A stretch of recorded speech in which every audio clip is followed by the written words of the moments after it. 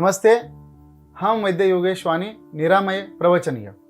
Last time हमने समझने का प्रयास किया था कि सबसे बड़ा रोग कौन सा है। वो हमने समझ के और अच्छे से अच्छा स्वास्थ्य का स्वयं सूचन करके हम स्वस्थ कैसे रहे और रोग को कैसे भगाए वो हमने समझने का प्रयास किया था।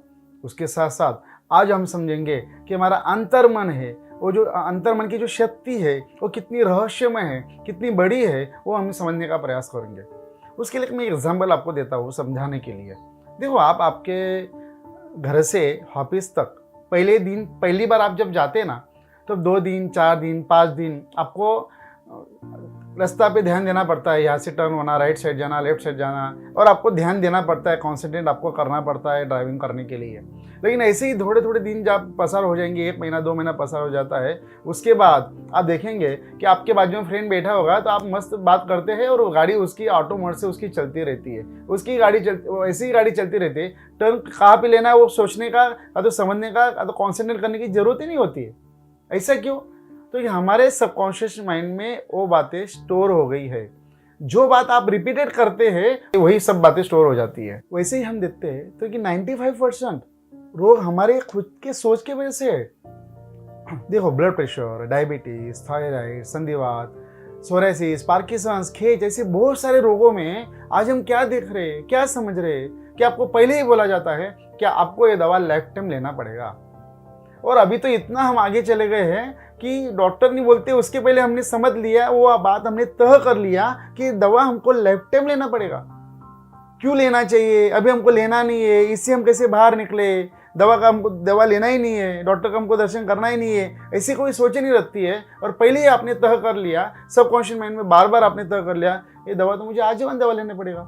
हमारे पास भी पेशेंट आती है, तो आते तो बोलते हैं, अलग अलग बहनों आते हैं, भाइयों आते हैं, और बोलते हैं हमको डॉक्टर ने बोल दिया अभी आजीवन दवा लेना है, उसके सिवा बाकी का आप करो। मतलब उन्होंने भी तय कर लिया है कि मुझे दवा आजीवन लेना है। मतलब आप जो बातें बार बार सोच रहे हैं वही आपके अंतर्मन में स्टोर हो रहा है। आप जो मन में इनपुट कर रहे हैं वही आपका तन, आपका शरीर आउटपुट हो रहा है। चाहे वो थकान के बारे में हो, चाहे उत्साह के बारे में, चाहे स्फूर्ति के बारे में, चाहे रोगों के बारे में, जो भी सकारात्मक सोच हो, जो भी बातें आप आपके अंतर्मन में, आपके सबकॉन्शियस माइंड में, आपके अर्धजागृत मन में आप जो स्टोर कर रहे हैं वही तन में, वही शरीर में आउटपुट हो रहा है। उदाहरण के लिए मैं आपको एक बात समझाता हूँ। समझो, मैंने आपको घूमने को भेजा कि 5 किलोमीटर आप चल के आओ। 5 किलोमीटर आप चलेंगे, अकेले जाएंगे, चलेंगे, धूप होगी तो आपको थकान महसूस होगा, क्योंकि आपके साथ कोई नहीं था, धूप के ऊपर आपका ध्यान था। और 5 किलोमीटर भी आपको बहुत ज़्यादा लंबा लगा कि कब आएगा, ऐसे सोचते सोचते आप गए। फिर मैंने आपको दूसरे दिन क्या किया कि मैंने आपको बोला कि आपको अभी 10 किलोमीटर जाना है, लेकिन आपके साथ में एक गर्लफ्रेंड आपके साथ में भेजता हूँ, उनके साथ आपको जाना है। तो आप देखो कैसे उनके साथ आप मस्त साथ में जाएंगे। क्यों? तो क्या आपके अर्धजागृत मन में स्टोर हो गया है कि वो जो आपकी गर्लफ्रेंड है वो आपके प्रिय है, आत्मीय है, तो उसके साथ आप प्रेम से बातें करते करते आप जा रहे हैं। तो आपको अभी आज का 10 किलोमीटर भी चलने का बोला है तो आपको महसूस नहीं होगा, थकान महसूस नहीं होगा, क्योंकि पहले शरीर चल रहा था, मन में आलस था। अभी शरीर चल रहा है लेकिन मन में आलस नहीं है, मन में उसके बारे में प्रेम है, उसकी वजह से आपको थकान महसूस नहीं होगी। और 10 किलोमीटर चलने को बोला उसके बावजूद भी आप थके नहीं। रोज के रेगुलर में समझो आपको सहज ऐसा बोले कि आपको इतना चलना है, तो आप बोलेंगे इतना नहीं चलेंगे, हम नहीं चल पाएंगे इतना। लेकिन समझो आपको कोई पद यात्रा में जाना हो तो आप कितना स्पिरिट से, कितना प्रेम से आप जाते हो। क्यों? क्योंकि आपको ऐसा लगता है कि मैं भगवान को मिलने जा रहा हूँ, भगवान के साथ मेरे संबंध में करने वाला हो, भगवान को मिलने वाला हो, भगवान का दर्शन करने वाला हो। तो भगवान का दर्शन ही आपके आँख के सामने होता है, तो भगवान आपके लिए प्रिय होता है। इसीलिए तब आप पद यात्रा में जाते हैं, जो भी कितने सारे किलोमीटर लोग जाते हैं, तो वो आप जो जा रहे हैं तो आपका जो उत्साह है, वो जो आपका स्फूर्ति है, वो भगवान के बारे में था और सबकॉन्शियस माइंड में स्टोर होता, इसलिए आप जा पा रहे। बाकी रेगुलर आप ऐसे जा पाएंगे क्या? नहीं जा पाएंगे। तो इसी तरह हमारे अंतर्मन को, अंतर्शक्ति को समझना जरूरी है। इसी तरह अंतर्मन को समझने के लिए एक एग्जाम्पल दे सकते हैं कि जैसे कोई हॉल में बहुत सारे व्यक्ति सोए हुए हुए, और उसमें से मैंने छगन भाई को बुलाया नाम के लिए, समझने के लिए छगन भाई को बुलाया। तो छगन भाई बोलता है यस बोलो। तो इतने सारे लोग हैं, तो उसमें से मुझे छगन भाई ने मुझे बोला कि यस बोलो। इसका मतलब क्या हुआ कि इसको मालूम है कि मैं छगन हूँ, उसके सबकॉन्शियस माइंड में वो स्टोर हुआ है कि मैं छगन हूँ। इस तरह से आपके अंतर जागृत में जो भी स्टोर हुआ है वही शरीर में आउटपुट होता है। इसलिए जरूर है हमारे अंतर मन की शक्ति को पहचानना, समझना, उसको पावरफुल करना। उसके लिए क्या करना होगा? तो अंतर मन के शक्ति को क्लिनजिंग करना होगा, शुद्ध करना होगा। तो मैंने उसके लिए आपको टिप बताई थी कि आपको जो नकारात्मक सोच है वो नकारात्मक सोच आपको निकालनी है, और जब आपको नकारात्मक सोच आती है तब आपको बोलना है यस मैं सकारात्मक हूँ। दूसरी टिक है, आपको आपके मन को स्वयं सूचन देना है, मैं स्वस्थ हूँ, मैं सकारात्मक हूँ, मैं एनर्जेटिक हूँ, मैं ऊर्जावान हूँ। ऐसी स्वयं सूचन से, सकारात्मक स्वयं सूचन से अर्ध जागृत मन आपका पावरफुल बनेगा। आज क्या हुआ है कि हमारे दिन भर में छोटी छोटी जो भी तकलीफ होती है वो तकलीफे को हम इतना बड़ा करते हैं, उतना शेयर करते हैं, उतना फोकस करता है, उससे ही हमारी तकलीफें ज़्यादा बढ़ती है। आज हम देखो कि समझो सामान्य सिर दर्द हो रहा है तो हम घर में सब बोलते मेरा सिर दर्द हो रहा है, मेरा बहुत सिर दर्द हो रहा है, ऐसे हम बोलते, रिपीटेड बोलते। एक एग्जाम्पल हम बहुत बार हमारे पेशेंट को देते हैं कि एक भाई का सिर दर्द हो रहा था, हाथ दिखे बैठा, हाथ कहाँ पे? सिर पे। मन कहाँ पे? सिर पे। मेरा सिर दर्द हो रहा है, मैंने पेन किलर लिया तो भी नहीं कम हो रहा है, तो सबको शेयरिंग कर रहा है। 3 आवर्स हो गए, सिर दर्द बंद नहीं हुआ, लेकिन सडनली उसकी बच्ची दादर पे से नीचे गिर गई और उसको हॉस्पिटल ले गए। अभी क्या हुआ होगा? सिर दर्द क्या हुआ?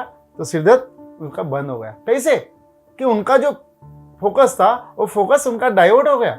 इसका मतलब हम छोटे छोटे हमारे दुख में, छोटे छोटे फिजिकली तकलीफ में भी हम इतना फोकस कर देते हैं, उसके बारे में इतना हम शेयरिंग करते हैं कि वो हमारा बढ़ावा ही होता है। हमारे अर्ध जागृत मन का नियम है, जिसको आप ऊर्जा बोलो, जिसको आप भगवान बोलो, जो भी आप बोलो, उसका काम क्या है? अर्ध जागृत मन में दूसरा मालूम नहीं है कि आपको क्या चाहिए, खराब है, अच्छा है, उसको कुछ मालूम नहीं है। आपने जो मांगा, बारंबार जो आप मांग रहे हैं वो स्टोर करेगा और वो आपको मल्टीप्लाई करके आपको दे देगा। आपने बोला कि मेरा सिर दर्द हो रहा है, बार बार आपने बोला तो भगवान सब क्वेश्चन में आपको बोलेगा तथास्तु, मतलब मल्टीप्लाई होगा, आपको मिलेगा। इसीलिए दूसरी टेक्निक है कि आपको सकारात्मक सोच आपको स्टोर करनी है, और मैं स्वस्थ हूँ ये आपको स्टोर करनी है, मैं ऊर्जावान हूँ ये आपको स्टोर करनी है। तो इससे आपके शरीर में से इनडायरेक्टली बिना दवाए छोटी छोटी चीजें कहाँ चली जाएगी आपको ही नहीं मालूम होगा।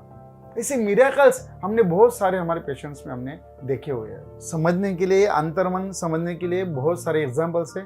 इस एग्जाम्पल में लेना चाहता हूँ। समझो अपने घर में आपका पत्नी के साथ झगड़ा हुआ गया, बहुत झगड़ा हुआ, वो उधर लड़का के बैठ गए, आप इधर लेके बैठ गए, लेकिन आपको अचानक लगा कि चलो गुस्से में आपने टीवी चालू कर दिया, लेकिन आपका मैच आपका इंटरेस्ट का विषय है और आपने मैच चालू कर दिया। और मैच चालू होते ही कोहली बैटिंग करता है, बॉलर करता है, तो जो बैटिंग करने के बाद, बॉलिंग करने के बाद आपको ऐसा लगेगा कि अभी छक्का आएगा, लेकिन नहीं आता। क्या यार, मैं होता तो मैं छक्का मार देता, मैं ऐसा करता। तो आपको अंतर्मन आपको ये करता है, लेकिन आपके खानदान में आपको किसी ने बैट तो पकड़ी नहीं होगी, लेकिन आपको ऐसा लगता है कि मैं ऐसा करूंगा। और फिर दूसरा बॉलिंग करता है तो कोहली क्या करता है? छक्का आ जाता है, छक्का मारते हैं, तब आप बहुत खुश होते हैं, यस ये हो गई बात। मतलब आज जो ये जो ऊर्जा आपके मन में निर्माण हुई है वो कैसे हुई है? वो अर्ध जागृत मन से आपको ऊर्जा निर्माण हुई है। ऐसी ऊर्जा जागृत करने का आप प्रयास करेंगे तो आप स्वस्थ रहेंगे। क्यों डॉक्टर का दर्शन आपको करना पड़ेगा? इसलिए जरूरी है अंतर्मन की शक्ति को समझना। कभी हम देखते थे कि आपको बोला जाएगा तो कि ठंडे में घूमो, तो आप ठंडे को सहन नहीं कर सकते। आप धूप में जाते तो धूप में आप जा नहीं सकते, लेकिन आपके घर में आपके बच्चे की समझो शादी हो, का तो बहन की आपके शादी हो, तो 2-2 दिन, 3-3 दिन, 10-10 दिन हम इनविटेशन देने जाते हैं, सब हम काम करते हैं, सब कुछ हम काम कर रहे हैं, लेकिन हमको थकान हमको महसूस नहीं हो रही है। इतना ही नहीं, शादी के दिन 2-2 दिन हमारा जागरण होता है, सुबह जल्दी उठते हैं, दिन भर में कुछ खाया नहीं होता है, तो भी माँ बाप लास्ट तक उनको विदाई विधि तक वो खुश रहते हैं, ऊर्जावान रहते हैं। तो ऊर्जा कहाँ से आई?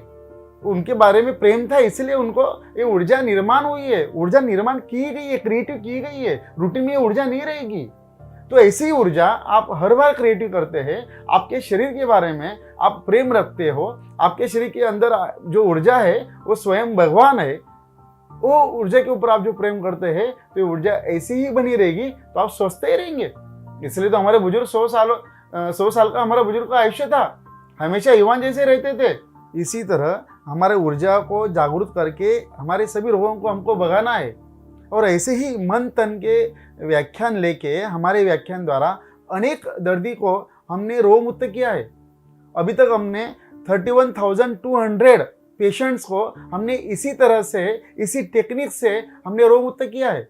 जिनको कहा गया था कि सालों से ये दवा आपको आजीवन लेना पड़ेगा, तो आज वो स्वस्थ हुई है। जिनकी आजीवन दवा चल रही थी, उन्होंने संकल्प किया कि हम दवा से दूर रहेंगे, कभी भी दवा नहीं लेंगे, तो दवा से छूट गए हैं, दवा से उन्होंने छुटकारा पा लिया है। लेकिन ये किसको करना है? आपको करना है, आपको संकल्प करना है, आपको एक्शन में लाना है, तब जाके आप बहुत कुछ कर सकते हो। वैसे ही स्वस्थ रहने के लिए 2 बातें हैं, मेडिटेशन, मेडिसिन टेम्पररी रोग को लटका के रखेगा, आपके सिर के ऊपर तलवार, आप जियो भी नहीं मरो भी नहीं। मेडिटेशन से आप आजीवन स्वस्थ ही रहेंगे, इतना ही नहीं आप ऊर्जावान रहेंगे। तो क्या चॉइस करना है, ये आपको सिलेक्शन करना है। लेकिन इसके लिए जरूर है बिलीफ, आपकी मान्यता से तो दर्दी अच्छे होते हैं। बहुत सारे दर्दी बोलते हैं ना, मुझे यही डॉक्टर की दवा अच्छी लगती है। इसका मतलब क्या हुआ? ये बिलीफ है। एक बार क्या हुआ, हम मीटिंग में जा रहे थे तो धूप के दिन थे, दोपहर में जा रहे थे, क्लिनिक हमने सब बंद कर लिया, गाड़ी में बैठे, मेरी बैग मेरे साथ में थी। पेशेंट अचानक आ गए, बोले सर मुझे दवा दीजिए, मुझे आपकी दवा से अच्छा होता है, मैं कोई डॉक्टर के पास से दवा नहीं दूंगा। मैंने बोला मैं मीटिंग में जा रहा हूँ, सॉरी ना मुझे आपकी दवा चाहिए मुझे। तो मैंने क्या आइडिया किया, मेरे बैग में एक कोकम की शरबत की बोतल पड़ी हुई थी, मैंने वो बोला एक सिरप ले लीजिए, आप सुबह 20 ml और शाम को 20 ml पीजिए। और 8 दिन के बाद वो पेशेंट मुझे फिर से दिखाने को आए, वो बोले सर आपने वो सिरप जो दिया था वो बहुत बड़ा सिरप था, मुझे बहुत अच्छा हो गया। इसमें क्या काम कर रहा है? एक तो कोकम का खाली उसमें शरबत था, तो उसमें क्या काम कर रहा है कि आपका बिलीफ, आपकी मान्यता। हम भी आपको जो बोल रहे हैं इसमें, इसके ऊपर, ये बात के ऊपर जो गहन बात है, जो सीक्रेट बात है, वो बात हम आपको बता रहे हैं, जो कभी डॉक्टर इसके बारे में सोच नहीं रहे हैं। आज डॉक्टर्स भी तन की ट्रीटमेंट तो कर रहे हैं, इसलिए तो रोग जैसे के वैसे ही पड़े हुए हैं हमारे शरीर में।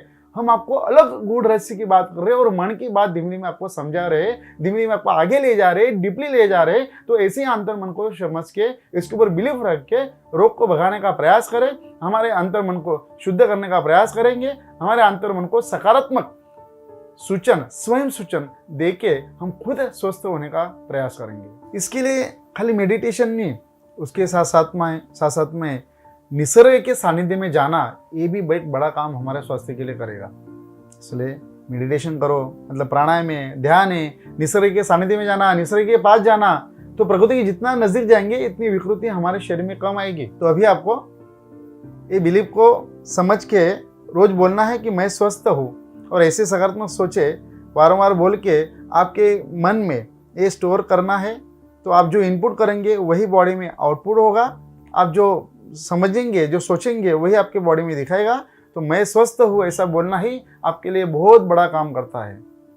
तो ऐसे ही, इसी तरह हम हमारे, जैसे आज अंतर मन को हमने समझने का प्रयास किया, वैसे ही आपकी सोच ही आपका आंतरिक चिकित्सक है।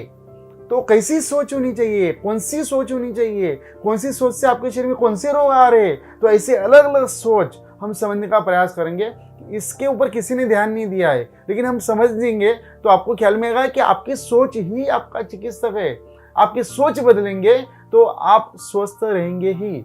तो ये अगले एपिसोड में हम समझने का प्रयास करेंगे। तब तक नमः स्वास्थ्य।